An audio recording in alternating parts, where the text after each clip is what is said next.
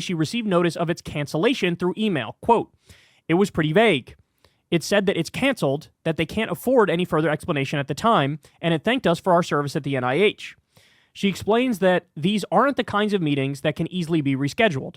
There are a lot of moving parts involving different institutions, all operating on different timetables. A delay, especially an indefinite delay, like this one, could have negative impacts on important cancer research.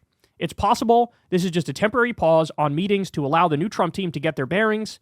And indeed, the freeze on public communications for all the Department of Health and Human Services, NIH is part of HHS, has an end date of February 1st.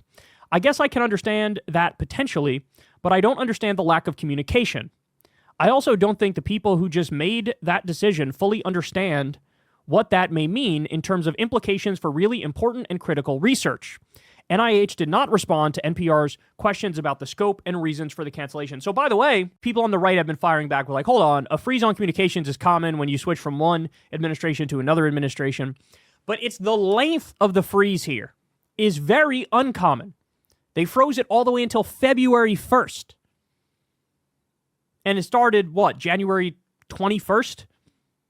So this is a long time to freeze this. Now, what are the real-world implications? Well, let's take a look. A friend of mine has skin cancer and was about to start a clinical trial at MD Anderson after his other treatments did not work. Trump's decision to temporarily halt funding for medical research also applies to clinical trials. His treatment is now canceled. When cancer treatment trials for patients are now canceled because of Trump White House muzzling on all science, who suffers in the end? Is this really making America great? Why isn't anybody talking about this? Why? Again, this is what drives me crazy. There's 1,000 things that desperately need our attention, need us to talk about it, hammer away on it, make it front page news, and like none of it's happening. It looks to me like the resistance is beat down. They've given up. You've got the full capitulators like Fetterman and the semi-capitulators like the members of the Doge caucus in the Democratic Party. We're not doing this. We can't do this. You got to stand up. You got to fight. You got to speak up. You're just going to let shit like this slide? I don't know if I saw a single Democrat brought up Trump signing an executive order that raises drug prices. I don't know if I saw a single Democrat speak up about Trump's executive order that allows for corruption in the executive branch among the cabinet.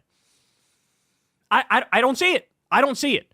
Again, it's like, when I stumble across one of these stories, I'm like, wait, that can't be right, because this would be everywhere if it was real. No, it's real, and just nobody's talking about it. How many people are not getting cancer treatment that they desperately need because Trump decided to crack down and freeze funding for all of our health institutions? 4 years. 4 fucking years. He needs to unfreeze this immediately. Immediately. And remember, who are they trying to get to come in to control our health institutions? The guy who believes in junk science. The guy who would rather you have raw milk than pasteurized milk. Fucking RFK Jr.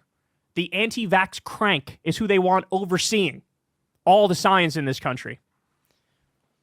We're cooking. We're cooking. Are we fully cooked? That's for you to decide, but we are certainly cooking. There's no doubt about it. Hey, y'all, do me a favor and like and subscribe. It helps out big time in the algorithm.